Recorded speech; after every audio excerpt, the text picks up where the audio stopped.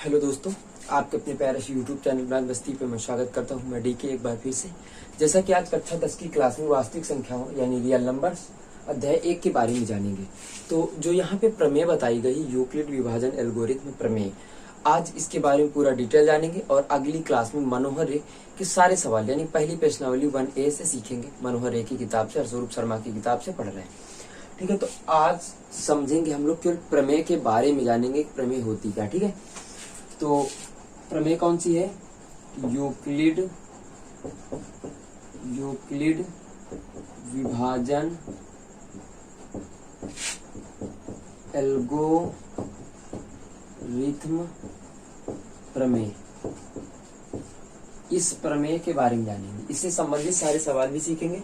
ठीक है, और इसको आज समझेंगे। पहले तो देखो, आपने एक कक्षा 8 में एक सूत्र पढ़ा होगा, भाज्य बराबर क्या होता है कि भाज्य बराबर भाजक इंटू भागफल प्लस शेषफल। क्या पढ़ा?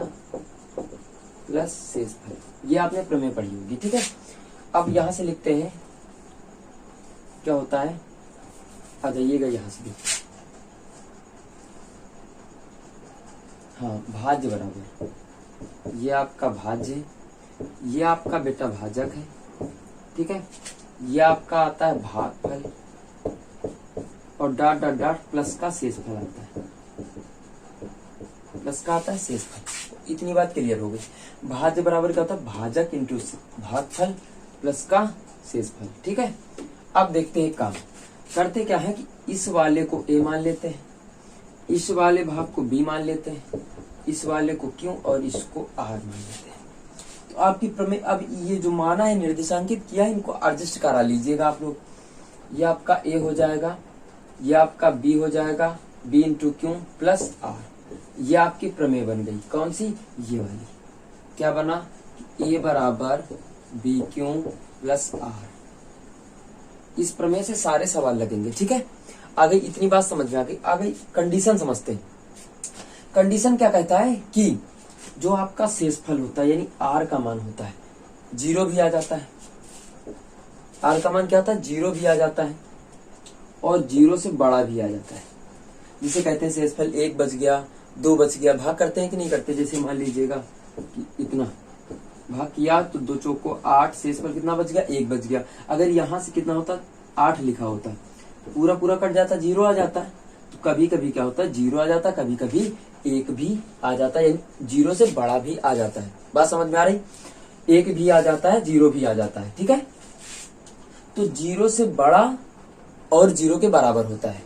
लेकिन जो ये भाजक होता है, भाजक जो होता है आपका, वो सदैव शेषफल से बड़ा होता है। सदैव क्या होता है? शेषफल से बड़ा होता है। ये आपकी कंडीशन होती है। यहाँ क्या लिखेंगे कि भाजक ग्रेटर देन शेषफल ग्रेटर देन इक्वल 0। ये आपकी बेटा कंडीशन होती है कि जो आपका भाजक होता है वो शेषफल से बड़ा होता है और जो शेषफल होता है वो 0 से बड़ा और बराबर होता है। तो यहाँ अपनी कंडीशन को दर्शा लेंगे कि b greater than r greater than equal 0। एकदम विस्तार से आपको बता रहे, कभी जीवन में नहीं भूलोगे। ठीक है, इतनी बात तो समझ में आ गई। अब जब सवाल मिलेगा तो कैसे लगाएंगे हम लोग। ठीक है, ये सारी डिटेल जान लिया।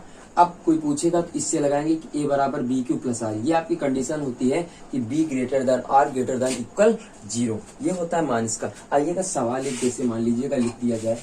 देखो, इस वाली विधि से जो हम लोग क्या ज्ञात करेंगे? ज्ञात करेंगे कि HCF। क्या ज्ञात करेंगे? HCF।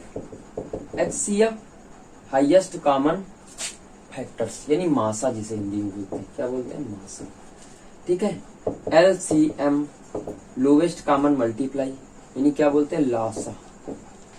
ठीक है, इसे शार्ट भाषा में बोलते हैं।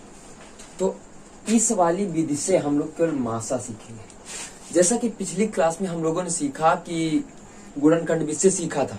ठीक है, आज यहाँ से ये वाली विधि का प्रयोग करेंगे। यूक्लिड विभाजन एल्गोरिथम प्रमेय का प्रयोग करते हुए बताएंगे हम लोग। ठीक है, एक सवाल लिख रहा हूं। जैसे मान लीजिएगा कि 2 और 8 के बीच का HCF, 8 के बीच का HCF क्या होगा? 8 और जैसे मान लीजिएगा, अब देखो अगर इनके बीच का निकाला जाए तो हम लोग क्या करते थे, 2 का लिखा तो 1 गुणा 2 हो गया। 8 को लिखेंगे कितना आ जाएगा, 2 गुणा 2 गुणा 2। मासा में क्या होता था, जो कॉमन होता था सिर्फ वही रखते थे, यानी कितना आ जाएगा, 2 आ जाएगा। लासा में क्या कहते थे, जो कॉमन है उसको भी रखते थे, जो नहीं कॉमन है उसको भी रखते थे। करते थे कि नहीं करते थे? लेकिन यहाँ पे जो करेंगे इस वाली विधि से करेंगे। अब देखो इसको हटा रहे हैं हम। सबसे पहले इसमें देखेंगे छोटा कौन सा है। छोटा है 2, बड़ा है आपका 8, यानी 8 ग्रेटर देन 2।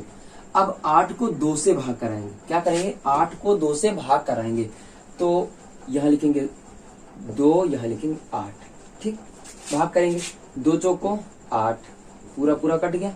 बीच वाले को क्या माना था, ए माना था, इसको बी माना था, इसको क्यू माना था, इसको आर माना था।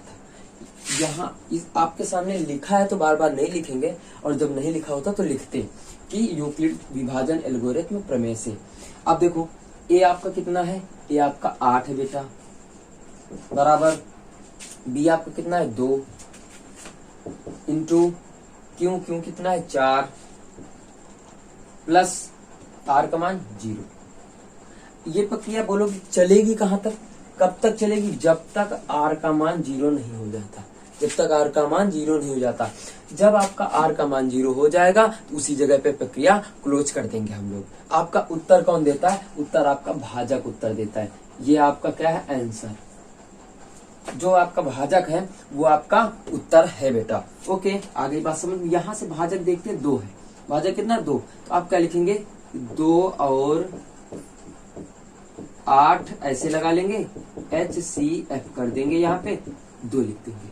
इसका उत्तर कितना आ गया, 2 आ गया आपका उत्तर। ये तो बात समझ में आ गई। तो ये आपकी प्रमेय है, इसको सारा डिटेल नोट कर लीजिएगा। इस तरीके से हम लोग पहली एक्सरसाइज कंप्लीट करेंगे, यानी ये वाली प्रमेय यूक्लिड विभाजन एल्गोरिथम प्रमेय।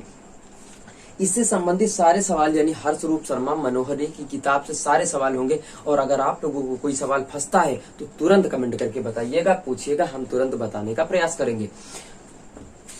मैं आशा करता हूं कि आप लोगों के ये जो पहली क्लास है हाई स्कूल की, ये समझ में आ गया होगा। ओके, तो आज के लिए बस इतना रखते हैं। Okay, bye, that's all.